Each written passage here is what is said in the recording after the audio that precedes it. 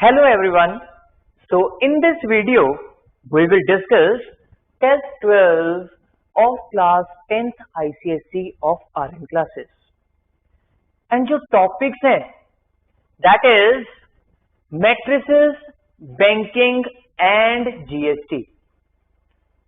अब पेपर की डिस्कशन को स्टार्ट करने से पहले सबसे पहले मैं डिस्कस करूंगा what is the nature of the test. देखो इस टेस्ट में you have to attempt two papers. Paper one में you have to do 15 questions which are integer answer type. Means solve करने पे you will get final answer as an integer from 00 to 99 जो आपको answer वाले column में fill up करना है.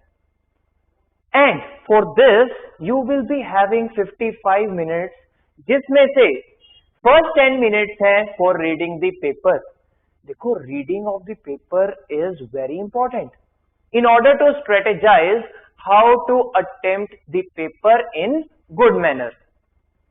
And जो पेपर 2 है, पेपर 2 में you have to attempt 5 subjective questions जिसके लिए you will be having 30 minutes. So हम स्टार्ट करते हैं discussion from the first question that is right the number of possible orders of a matrix having 40 elements. देखो number of elements given है और हमें order check करना है. Now order of a matrix कैसा हो सकता है?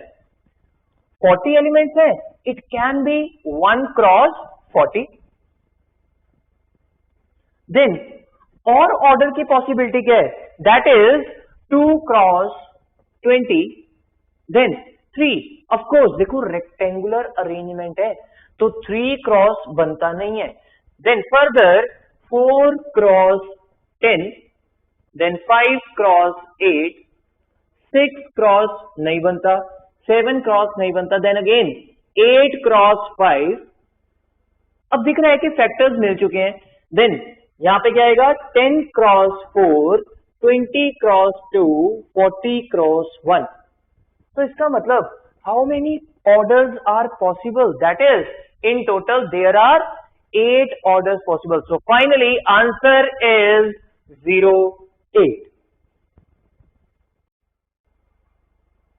Now next question is Sahil deposited rupees 400 every month in a bank's recurring deposit account for 2.5 years. If he gets rupees 1085 as interest at the time of maturity, then write the rate of interest per annum. देखो rate of interest per annum निकालना है. उसके लिए जो given है, given is interest and interest is 1085. And in case of recurring deposit account, interest की calculation हमें आती है that is principal amount per month means P into N means number of months into N plus 1 into R by 100 into 12 into 2 and this whole value is 1085. अब principal amount per month that is given to be 400, so 400 and number of months देखो time period given है 2.5 years. तो number of months कितने हुए? That is 30 months. So this will be into 30 into n plus 1 means 31 into r by 100 into 12 into 2 equals to 1085. अब ये जो equation बनी, this equation is in terms of r. जैसे ही solve करेंगे r की वैल्यू मिल जाएगी and from there R comes out to be 7% per annum. So finally answer is 07. Now discussing question number 3, that is write the maximum possible number of elements in A cross B where number of elements in the matrices A and B are 15 and 6 respectively. देखो हमें तो product में maximum possible number of elements check करने हैं. In which product? A into B. देखो number of elements हम find out कर सकते हैं प्रोवाइडेड हमें ऑर्डर मिल जाए। अब ऑर्डर के लिए भी क्या गिवन है, number of elements in A and B. तो मैं क्या करता हूं, possibility of order of A and B बना लेते हैं। सबसे पहले ए मैट्रिक्स 15 एलिमेंट्स हैं, it can be of the order 1 cross 15, then 3 cross 5, then 5 cross 3, then 15 cross 1। Similarly B matrix, इसका ऑर्डर क्या हो सकता है, नंबर ऑफ एलिमेंट्स तो 6 है, which means 1 cross 6, 2 cross 3, 3 cross 2 and 6 cross 1। देखो प्रोडक्ट के बारे में बात कर रहे हैं, now the thing is product defined भी होनी चाहिए। प्रोडक्ट डिफाइंड कब होती है, जब number of columns of first किसके इक्वल हो जाए, number of rose of second.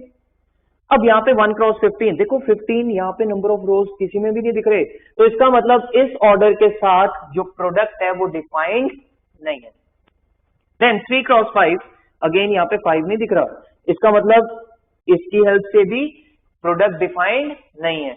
Then 5 cross 3, product defined है प्रोवाइडेड बी का ऑर्डर क्या हो जाए 3 क्रॉस 2। तो इस केस में रिजल्टेंट मैट्रिक्स का ऑर्डर क्या होगा, that is number of rose of first cross number of columns of second, which means 5 cross 2। तो नंबर ऑफ एलिमेंट्स कितने होंगे, दैट विल बी 10। देन इसमें भी चेक कर लेते हैं 15 क्रॉस 1, देखो प्रोडक्ट डिफाइन कब होगा, जब बी का ऑर्डर क्या हो 1 क्रॉस 6। इस केस में रिजल्टेंट मैट्रिक्स का ऑर्डर क्या होगा, दैट विल बी 15 क्रॉस 6। अब इस केस में तो नंबर ऑफ एलिमेंट्स 10 आ रहे थे, इस केस में नंबर ऑफ एलिमेंट्स 90। क्वेश्चन में पूछा गया है maximum possible number of elements, तो maximum possible number of elements कितने हो सकते हैं, that is 90। So finally answer to the question is 90. Now question number 4, a retailer purchases an article for rupees 1500 from a wholesaler and sells it to a consumer at 10% profit. If the sales are interstate and the rate of GST is 12%, then write the tax under GST paid by the retailer to the central government. देखो यहाँ पे जो tax collect हो रहा है, सबसे पहले तो ये चेक करेंगे किस फॉर्म में कलेक्ट हो रहा है।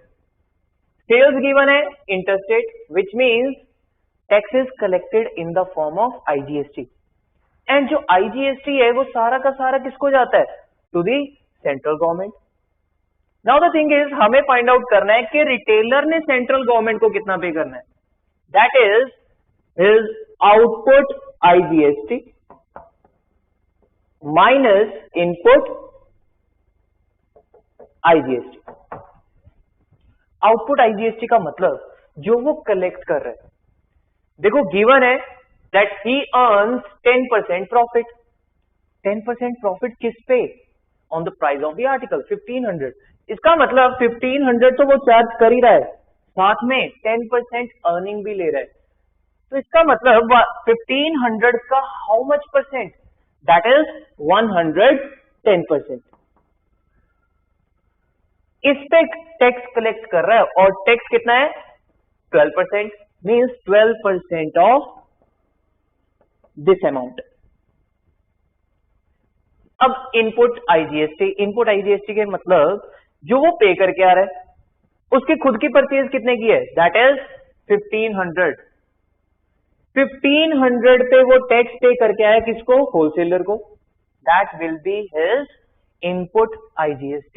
इस पे कितने percent, that is 12%। So 12% of 1500। जैसे ही इसको कैलकुलेट करेंगे we will get finally answer as 18।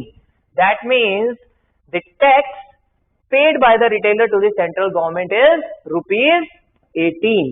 This is the answer. Next question is, write the sum of non-diagonal elements in the product of these two matrices. Non diagonal elements का सम। तो अगर मैं diagonal elements के बारे में बात करूं, देखो मैट्रिसेस में डायगोनल का मतलब प्रिंसिपल डायगोनल। अगर मैं इन दोनों के प्रोडक्ट के बारे में बात करूं, फाइनली जो रिजल्टेंट मैट्रिक्स आएगा उसका ऑर्डर भी क्या होगा, 2x2। प्रिंसिपल डायगोनल का मतलब from the top left corner to the bottom right corner, this is the diagonal. मतलब ये वाले एलिमेंट्स नहीं चाहिए, इनको छोड़ के जो एलिमेंट्स हैं नॉन डायगोनल एलिमेंट्स, उनका sum. So it will be this element and this element. इस एलिमेंट के अगर मैं बात करूं, this will be A12 means product of what, first row second column. तो यहां से first row second column means 2 into 5 10 plus 1 into 4 4, totally क्या बना 14। So this is 14। This element is A21 which means second row first column, second row first column, 1 into 4 4 plus 2 into 5 that is 10। तो ये भी कितना बना 14। This is again 14। In elements का सम चाहिए। सो this will B 28। So answer to this question is 28. Now sixth question is, a dealer buys an article at a discount of 30% from the wholesaler, the marked price being rupees 3000. The dealer sells it to a consumer at a discount of 10% on the marked price. If the rate of GST is 5%, then write the tax under GST paid by the dealer to the state government. देखो in this question it is not mentioned कि sales जो हैं वो कैसी हैं, whether it's intrastate और it is interstate. तो by default हम क्या मानते हुए चलेंगे, that the sales are intrastate. इसका मतलब टोटल जीएसटी 5% का जो हाफ है, that amount will go to central government in the form of CGST, and जो बाकी का बचा हुआ हाफ है वो जाएगा स्टेट गवर्नमेंट को in the form of SGST. अब इस क्वेश्चन में जो हमने कैलकुलेट करना है, that is tax paid by the dealer to the state government. This will be output SGST minus input SGST. Output IGST means जो dealer ने कलेक्ट करा। अब कलेक्ट कितने पे करेगा, जितनी अमाउंट पे उसने आर्टिकल को सेल करा। What they are saying, that the dealer sells it to a consumer at a discount of 10% on the mark price. 10% का डिस्काउंट दिया, कितने पे, 3000 पे। तो बेसिकली 3000 का कितने परसेंट उसने चार्ज करा, that will B 90%। So this very amount पे उसने जीएसटी कलेक्ट करी। अब एसजीएसटी है तो इसका मतलब 5% का half, it will B 5/2% means 5/200 into this minus input SGST means जो वो आर्टिकल पे टैक्स पे करके आ रहा है। तो बेसिकली उसकी परचेजिंग कितने की है, what they are saying, dealer buys an article at a discount of 30% from the wholesaler. 30% का डिस्काउंट लेके आ रहा है, इसका मतलब 3000 का उसने कितने परसेंट एक्चुअल में पे करा, दैट विल बी 70%। तो 70% ऑफ 3000, इस पे वो टैक्स पे करके आएगा, और टैक्स कितना पे करके आया, इन द फॉर्म ऑफ एसजीएसटी है, which means 5/2%। So 5/200 of this. Now I think rest all is calculation. जैसे हम इसको कैलकुलेट करेंगे, we will get answer as ₹15. So finally answer to this question is 15. Now next question is, if A matrix plus 2 times B matrix is equals to this matrix and 2 times A matrix plus B matrix is equals to this matrix, then write the sum of diagonal elements in A plus B. देखो diagonal elements का सम चाहिए which means उसके लिए हमें ए plus B find out करना होगा। ए plus B हम find out कर सकते हैं प्रोवाइडेड हमें मैट्रिसेस ए एंड बी मिल जाए। But the thing is observation. Observation क्या है? देखो, here it is a, here it is 2 times a, here it is 2 times b and here it is b। जैसे अगर मैं इन दोनों इक्वेशंस को डायरेक्टली ऐड कर दूं, what I will get? 3 times a matrix plus 3 times b matrix. 3 common निकालेंगे, it will be a plus b matrix. किसके equal? इन दोनों का sum. 3, 9, 8, 9। 3 times a plus b matrix is equals to this, which means a plus b matrix किसके equal होगा? This will be equals to 1, 3, 8 by 3, 3। हमें तो चाहिए sum of diagonal elements. देखो, diagonal in terms of matrices, principal diagonal कौन से वाला? Top left corner to bottom right corner, ये वाला। So 1 plus 3 that is 4। So answer to the question is 0, 4। Now next is a shopkeeper buys an article whose list price is rupees 5,000 at some rate of discount from a wholesaler. Then he sells the article to a consumer at the list price and charges GST at the rate of 12%. If the sales are intrastate and the shopkeeper has to pay tax under GST of rupees 27 to the state government, then write the rate percent of discount at which he bought the article from the wholesaler। देखो, rate percent of discount find out करने के लिए जो चीज हमें given है, that is उसको पूरी ट्रांजैक्शन के लिए स्टेट गवर्नमेंट को कितना टैक्स पे करना पड़ा? ₹27। एंड स्टेट गवर्नमेंट को वो कितना पे करेगा?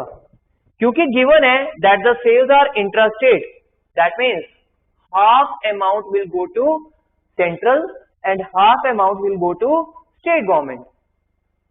12% का हाफ। अब कैलकुलेशन कैसे करेंगे? That is output SGST minus input SGST। This is given to be 27 rupees. Output SGST का मतलब जो वो टैक्स कलेक्ट कर रहा है, for home? For state government. State government के लिए वो 6% जितने पे वो आर्टिकल को सेल करेगा। And it is given that he sells to the consumer at list price।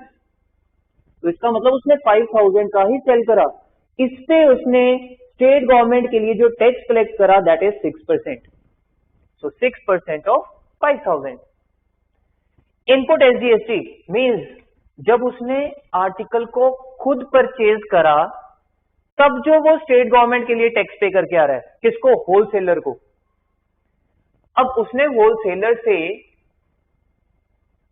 कुछ डिस्काउंट पे लिया था, वो ही हमने फाइंड आउट करना है। तो मैं मान लेता हूं rate of discount is R%, which means उसने कंप्लीट 5,000 नहीं पे करा, 5,000 में कुछ डिस्काउंट लिया and that discount is R%। अगर वो कंप्लीट पे करता, मतलब 100 का 100% पे करता, तब तो कंप्लीट 5,000 बनते। अब 100% नहीं पे करा, उसमें से R% उसने डिस्काउंट ले लिया, विच मीन्स 100 माइनस R% उसने पे करा। So this much percent of 5,000 उसने पे करा एंड इसी पे वो SGST पे करके आएगा, दैट इज 6%। तो जैसे ही मैं इसको सब्ट्रैक्ट करूंगा, दिस वैल्यू इज 27। अब ये जो इक्वेशन बनी, this equation is in terms of R। तो जैसे इक्वेशन को सॉल्व करेंगे we will get value of R, and जो R की वैल्यू आती है दैट इज 9%। इसका मतलब रेट ऑफ डिस्काउंट जो उस लेके आया है दैट इज 9%।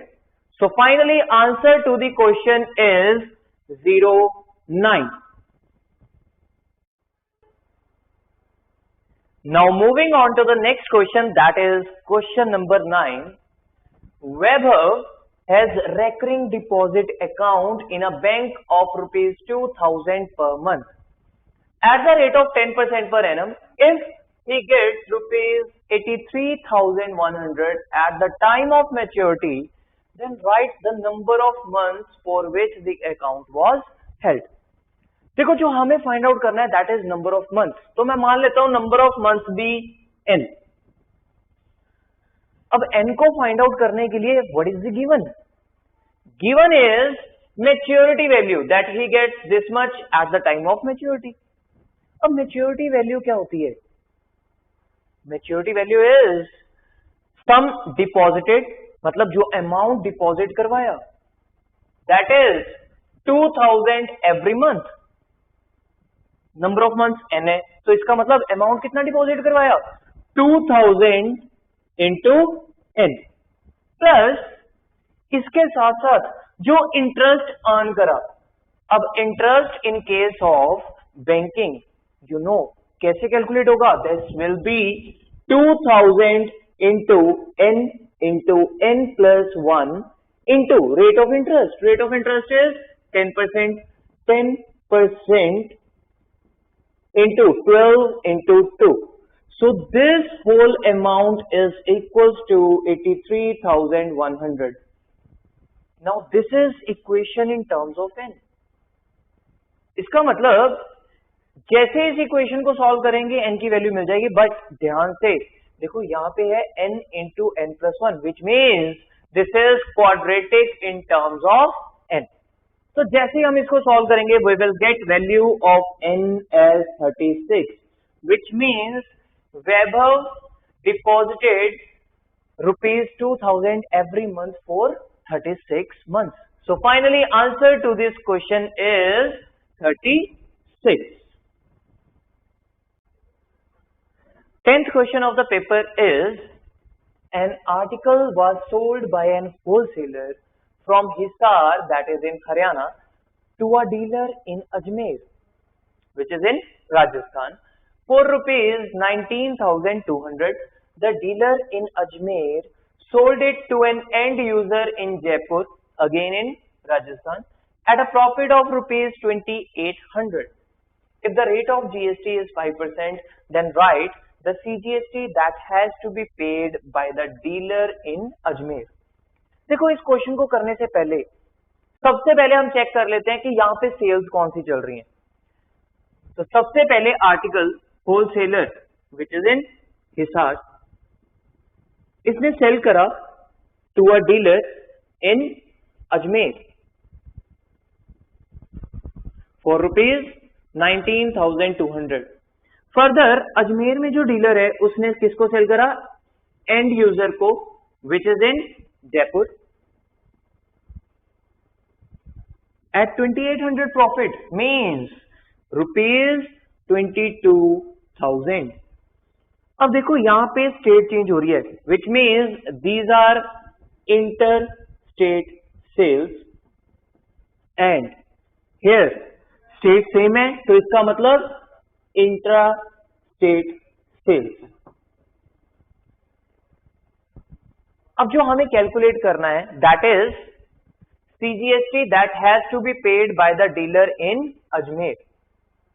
देखो ये कितनी CGST पे करेगा? जितनी ये कलेक्ट कर रहा है. अब हम चेक कर लेते हैं कि इसकी आउटपुट GST क्या है, क्योंकि यहां पे जो सेल्स है that is intra state sales, which means half he is collecting for central government and half he is collecting for state government.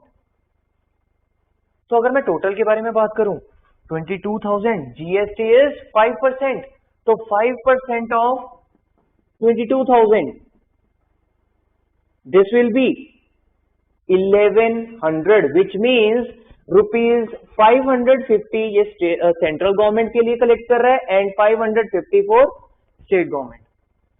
But the thing is ये ऑलरेडी कुछ GST पे करके आया हुआ है, which is his input tax credit. अब input tax calculate कर लेते हैं. देखो 19,200 का अगर इसने बाय करा तो इस पे उसने 5% पे करा, बट क्योंकि सेल्स इंटर स्टेट है, विच मीन्स जो इनपुट टैक्स क्रेडिट है that is in the form of IGST.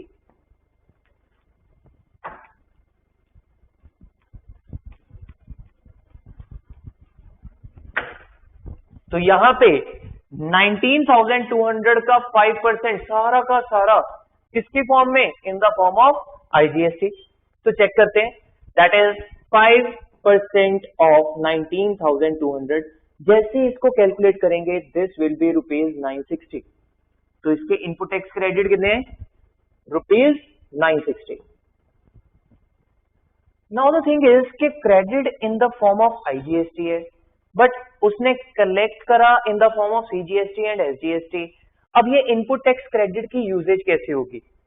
We know IGST के जो क्रेडिट्स हैं वो सबसे पहले राइट ऑफ करते हैं आईजीएसटी के टैक्स को।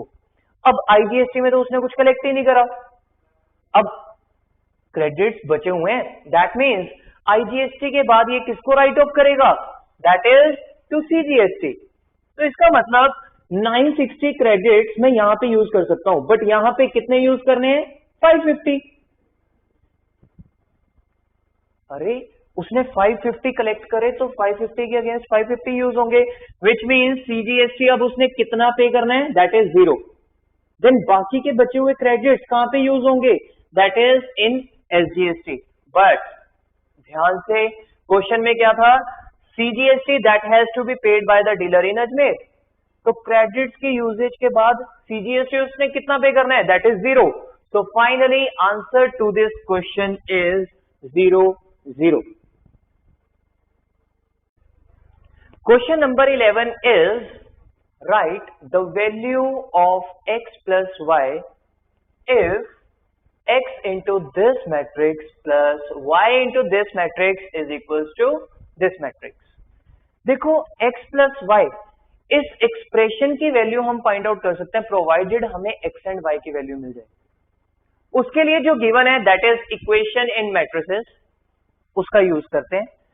सो लेफ्ट हैंड साइड को सिंप्लीफाई करना है, x into this matrix which means 2x, here it will be x, plus y को जब मल्टीप्लाई करेंगे which means this will B 3y and this is 5y equals to 8 and this is 11। अब further addition, देखो corresponding elements को add करना है, 2x plus 3y, here it will be x plus 5y and this is equals to matrix 8, 11। अब equality of matrices which means corresponding elements क्या होंगे, equal। so 2x plus 3y is equals to 8 and x plus 5y equals to 11। now these are equation in terms of x and y। जैसे ही हम दोनों equations को solve करेंगे we will get value of x and y, and solve करने पे जो x and y की वैल्यूज आ रही हैं that is x equals to 1 and y equals to 2। Finally जो हमें आंसर चाहिए था that is x plus y which means 1 plus 2। So answer to this question is 0, 3। So now next question is, a dealer buys an article worth ₹20,000 from another state and sells it at a profit of ₹2,000 in a local market. If the rate of GST is 12%, then write the value of 1/54 times the credits used to write off output as GST। अब देखो हमें क्या check करना है, credits use to write off SGST. उसके लिए हमें यह पता होना चाहिए कि एसजीएसटी एंड सीजीएसटी उसने पे कितनी करनी है एंड उसके क्रेडिट्स कितने हैं। तो सबसे पहले उसको कैलकुलेट करते हैं। देखो वो परचेज कर रहा है 20,000 का from another state, which means यहां पे जो सेल है that is inter state sales. तो आईजीएसटी की फॉर्म में उसके क्रेडिट्स बनेंगे and IGST will be 12% of 20,000, भाई जितने का वो आर्टिकल परचेज कर रहा है। So 12% of 20,000 is rupees 2400. अब ये तो है उसके क्रेडिट्स.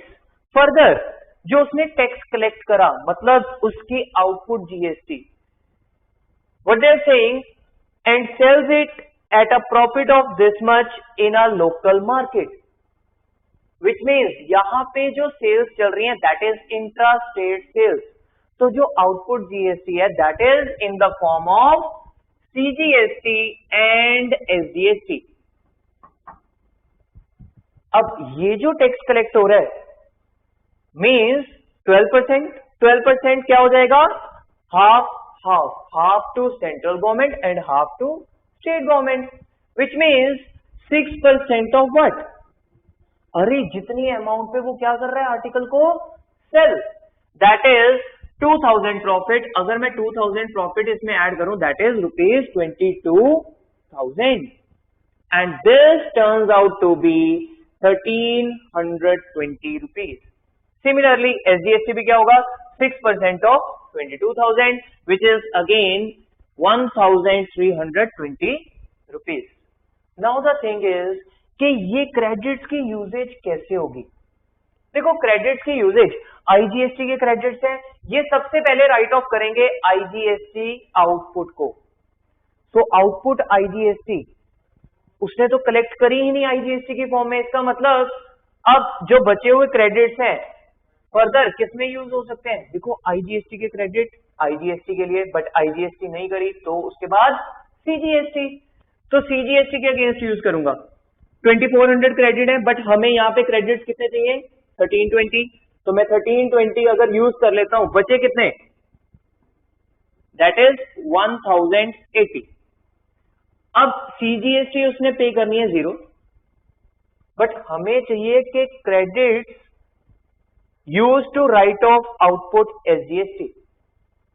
अब ये बचे हुए क्रेडिट्स कहां पे यूज होंगे? To write off SGST, which means credits कितने यूज हुए? 1080 credits. What they are saying 1/54 times, मतलब 1080 का 1/54 टाइम्स. जैसे इसको कैलकुलेट करेंगे will get the answer, and answer जो आता है that is 20. So finally answer to this question is 20. 13th question is write the positive value of x satisfying this matrix equation. अब x की value निकालनी है तो matrix equation को solve कर लेते हैं. उसके लिए देखो यहां पे क्या है? Multiplication of 3 matrices. अब सबसे पहले ऑर्डर ऑफ मैट्रिक्स, इस मैट्रिक्स का ऑर्डर दैट इज 1 क्रॉस 2, इस मैट्रिक्स का order 2 cross 2 and this will B 2 cross 1. तो सबसे पहले इन दोनों मैट्रिसेस को मल्टीप्लाई करते हैं. वी नो जैसे ही मल्टीप्लाई करेंगे जो रिजल्टेंट मैट्रिक्स आएगा उसका ऑर्डर क्या होगा? 1 क्रॉस 2. अब 1 क्रॉस 2 का मतलब सबसे पहला element A11, first row first column. So here it is first row first column, x into 1 that is x plus 1 into -2 that is -2. So it will be x minus 2. Then A12 which means first row second column. So first row second column, x into 0 0, 1 into -3 -3. So here it will be -3. Then this is x5 equals to matrix having element 0. अब यहां पे ये वाला matrix, इसका order 1 cross 2, this is 2 cross 1. And we know जैसे इन दोनों को मल्टीप्लाई करेंगे फाइनली जो रिजल्टेंट मैट्रिक्स आएगा उसका order that will be 1 cross 1. एक ही element first row first column, so this will be x minus 2 into x which means x square minus 2x, साथ में -3 into 5 -15. This is equals to matrix containing 0. अब equality of matrices है which means corresponding elements क्या होंगे? Equal. So from here x square minus 2x minus 15 is equals to 0. Now the thing is, this is quadratic in terms of x. जैसे इस quadratic को solve करेंगे, we will get value of x as 5 and -3. But question में क्या given था? Write the positive value x. अब positive value of x कौन सी है? That is 5. So finally answer is 0, 5. So now we will discuss question number 14. That is, a dealer sells an article for rupees 215 for a particular customer who is buying the article in bulk. The dealer reduced the price of the article in such a way that the customer has to pay rupees 212 and 40 paise, including GST. If the rate of GST is 18%, then write the amount of reduction allowed by the dealer.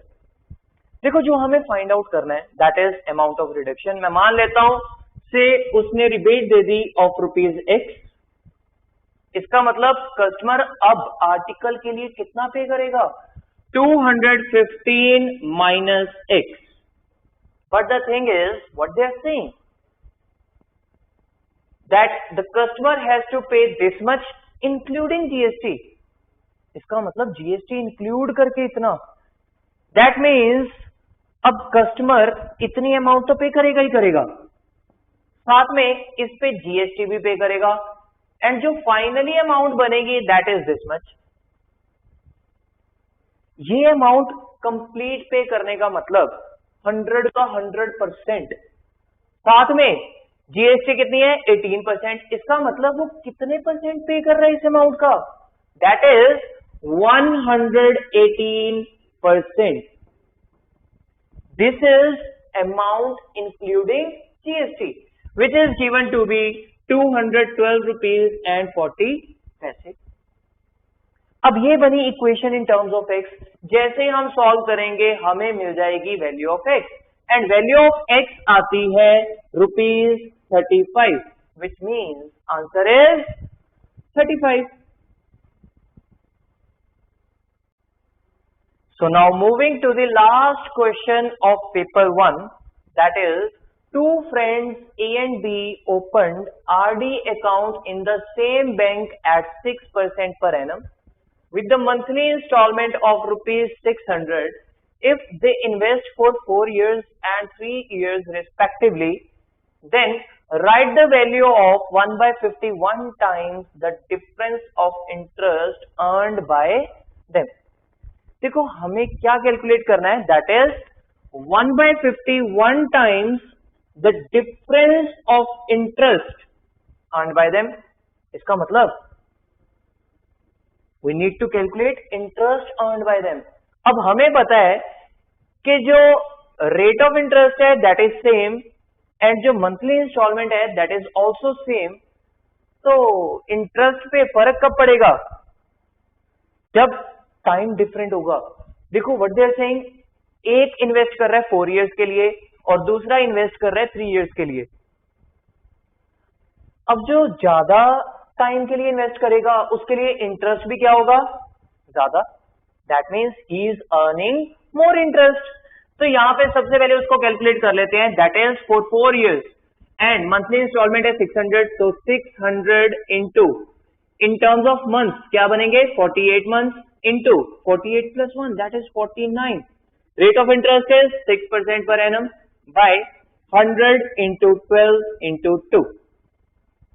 Similarly, either interest earned by second friend that is for 3 years, मतलब 600 into 3 years को अगर मैं months में convert करूं that is 36 months into 36 plus 1 that is 37 into 6 by 100 into 12 into 2.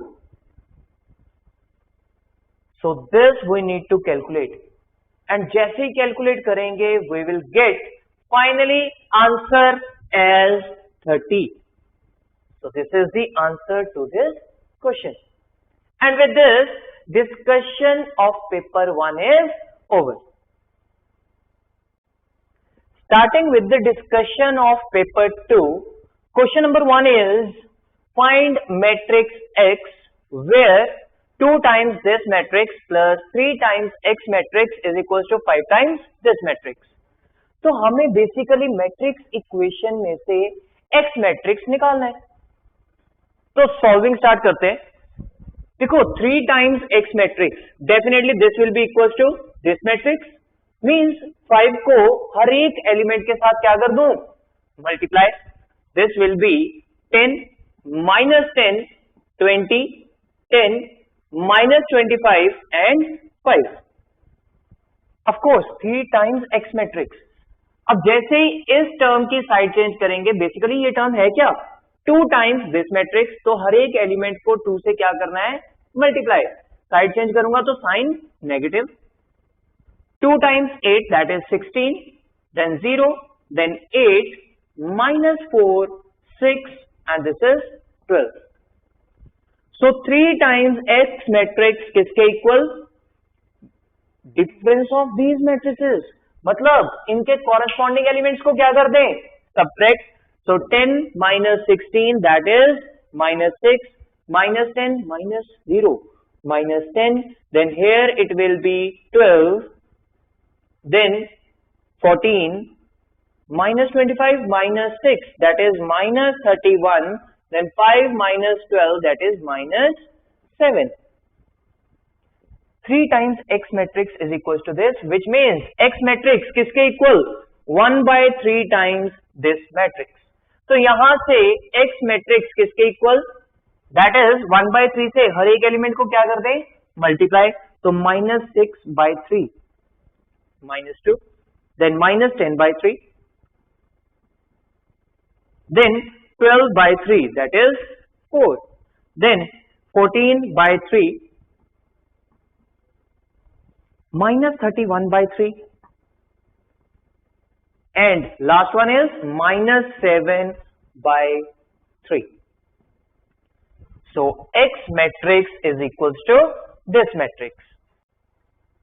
Second part of the question is construct a 2 cross 2 matrix A equals to Aij whose elements are given by Aij equals to this expression. अब यहां पे हमने 2 cross 2 matrix construct करना है and we know that matrix A will be equals to A11 A12 A21 A22. अब अगर हमें इस 2 cross 2 मैट्रिक्स के सारे एलिमेंट्स मिल जाएं, दैट मीन्स हमें मैट्रिक्स मिल गया. उसके लिए what is given, that Aij is given by this expression. तो सबसे पहला एलिमेंट दैट इज A11, जैसे ही कंपेयर करेंगे I एंड J की वैल्यू क्या आएगी, दैट विल बी 1 and 1. यहां पे प्लेस करते हैं. This is equals to 2 times 1 plus 1 square divided by 2. This is 3 square that is 9 by 2. So first element मिल गया that is 9 by 2. So this is here 9 by 2. Then second element A12 compare करेंगे तो I and J की value देखो, I की value 1, J की value 2. Place करते हैं यहां पे 2 times 1 plus 2 whole square divided by 2. 4 square 16 by 2 that is equals to 8. So this element is 8. Then further third is A21. Compare करने पे I एंड J की वैल्यू 2 and 1 प्लेस करते हैं इधर. This will B 2 times 2 plus 1 whole square divided by 2. 5 का square that is 25 by 2. So this element is 25 by 2. Then finally A22. A22 compare करने पे I and J की value that is 2 and 2 place करते हैं इधर. 2 times 2 plus 2 whole square divided by 2. This is 6 square which means 36 divided by 2. Finally this element is equals to 18. So here it will be 18. So this is matrix A of order 2 cross 2 according to the question. Second question is A dealer in Badi, that is in Himachal Pradesh, purchases goods from a wholesaler in Delhi. His purchases are as follow. List given है. Find the tax under GST received by the central government. देखो सबसे पहले question को read करते ही पता चल रहा है दैट जो सेल्स है that is Baddi and Delhi involved है, which means these are inter state sales. तो यहाँ पे जो जीएसटी कलेक्ट होगी that will be in the form of IGST. And IGST सारी की सारी किसको जाती है? That is to central government. अब आईजीएसटी की कैलकुलेशन करनी है, उसके लिए जो आर्टिकल्स हैं A B C and D, इस पे जो जीएसटी रेट्स हैं वो डिफरेंट है. इसका मतलब हर एक आर्टिकल के लिए जीएसटी हमें सेपरेटली कैलकुलेट करनी पड़ेगी. सबसे पहले आर्टिकल ए के लिए देखो 12% जीएसटी है. अब 12% कितनी अमाउंट का? जितने 150 यूनिट्स के प्राइस बनेगा. अब पर यूनिट प्राइस 80 है, 150 यूनिट्स है, so this will be 150 into 80. But साथ में डिस्काउंट भी है. Discount is of 10%. इसका मतलब इस पूरी क्वांटिटी पे 10% डिस्काउंट लग गया. तो एक्चुअली कितने परसेंट उसने पे करा? That is 90% of this amount. So after discount जो 150 यूनिट्स का प्राइस बना of article A that will be this much. अब इस पे जीएसटी लगी 12%. So 12% of this will be IGST for article A. Similarly IGST for article B भी लगी होगी, वो भी कैलकुलेट कर लेते हैं. देखो 120 रुपीज पर यूनिट प्राइस है एंड कितने यूनिट्स हैं? 50. सो दिस विल बी 50 इंटू 120. साथ में 20% डिस्काउंट, विच मीन्स एक्चुअल में उसने कितना पे करा? 80% of this amount. So 80% of this amount. अब इतनी अमाउंट पे जीएसटी लगी 5%. सो 5% of this much amount is IGST collected for 50 units of article B.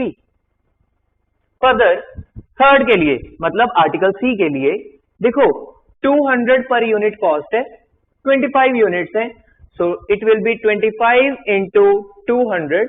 अब इस अमाउंट पे 20% डिस्काउंट, विच मीन्स एक्चुअल में कितना पे करना होगा? 80%.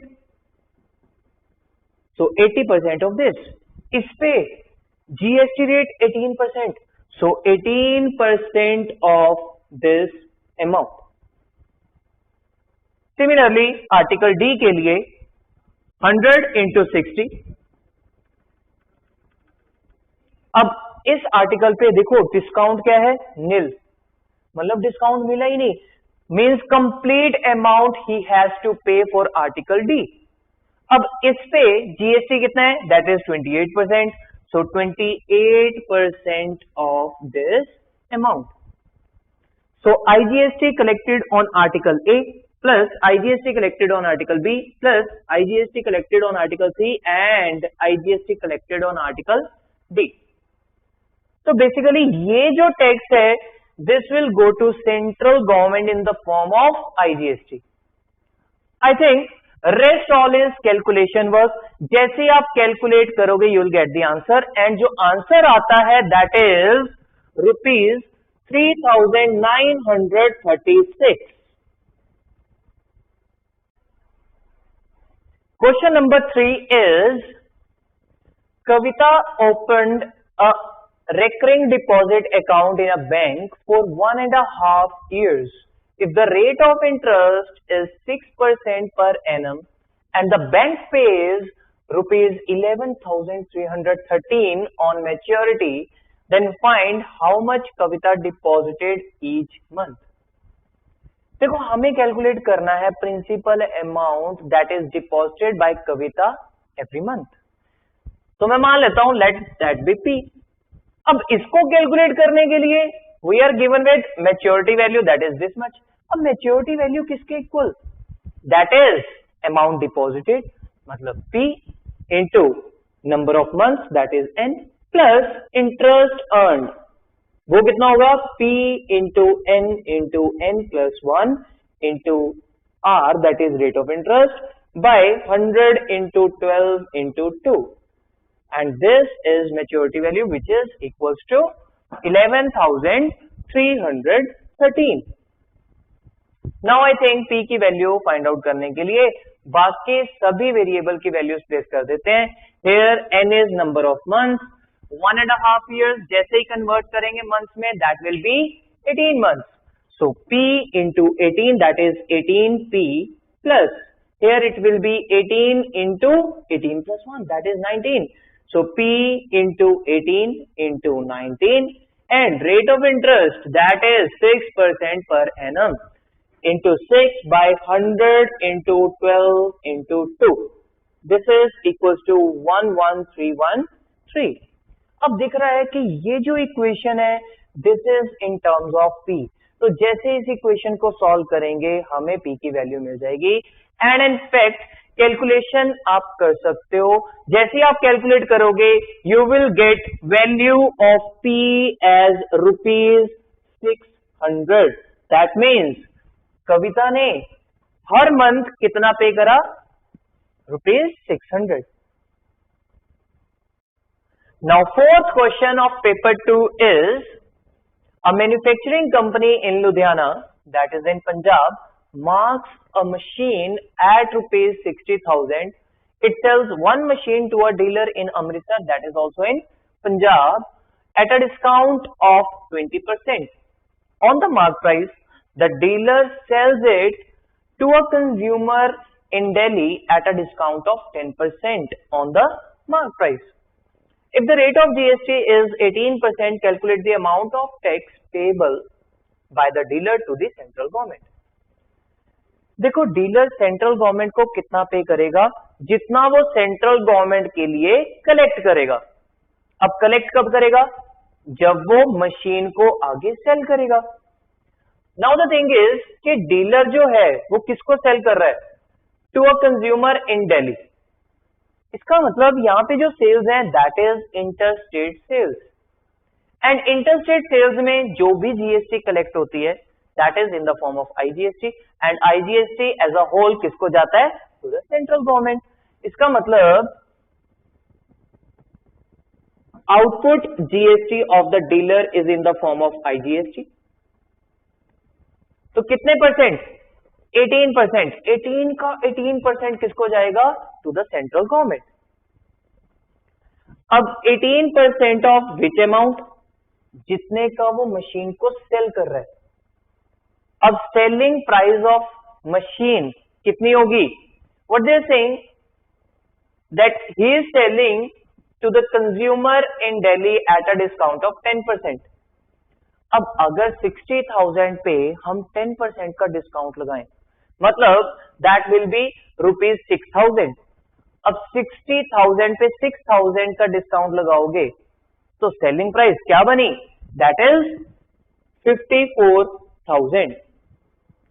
एंड जैसे ही हम इसको कैलकुलेट करेंगे this will B ₹9,720. Now the thing is ये तो है आउटपुट आईजीएसटी बट वो ऑलरेडी जब वो मशीन बाय करेगा तो कुछ जीएसटी पे करके आएगा. मींस इनपुट टैक्स क्रेडिट है उसके पास. तो इनपुट टैक्स क्रेडिट चेक करते हैं. वो बाय कहां से कर रहा है? From the manufacturing company in Ludhiana that is in Punjab. Dealer भी पंजाब का है एंड वो बाय भी पंजाब में ही कर रहा है. इसका मतलब within the state sales हो रही हैं तो इंट्रा स्टेट सेल्स चल रही हैं. अब यहां पे जो टैक्स कलेक्ट होता है that is in the form of CGST and SGST. तो इनपुट टैक्स क्रेडिट कौन से हैं? CGST and SGST. अब 18% जो जीएसटी है उसका हाफ जाएगा सीजीएसटी को एंड हाफ जाएगा एसजीएसटी को.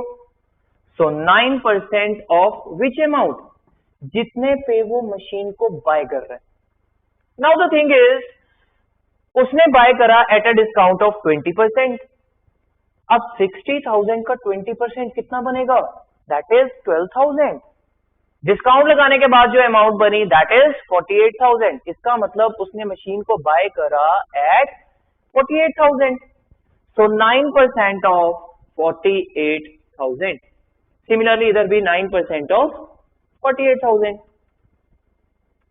नाउ द थिंग इज, जैसे हम इसको कैलकुलेट करेंगे दिस विल बी रुपीज 4,320। तो ये उसके क्रेडिट्स हैं। अब क्रेडिट्स को यूज करना है अगेंस्ट आउटपुट जीएसटी।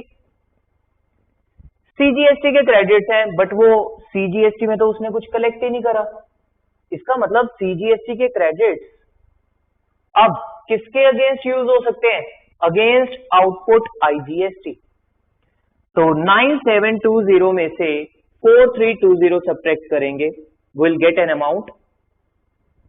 अगेन देखो इतना पे करना है बट उसके पास अभी भी एसजीएसटी के क्रेडिट्स पड़े हुए हैं, ये तो उसने यूज कर लिए।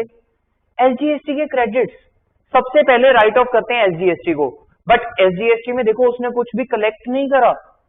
इसका मतलब ये सारे के सारे किसके अगेंस्ट यूज होंगे? Against output IGST.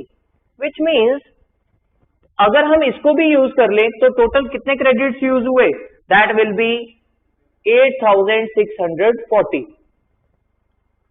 अब इतने क्रेडिट्स अगर मैं 9,720 के अगेंस्ट यूज करूंगा तो जो पेंडिंग अमाउंट आएगी दैट विल बी रुपीज 1,080।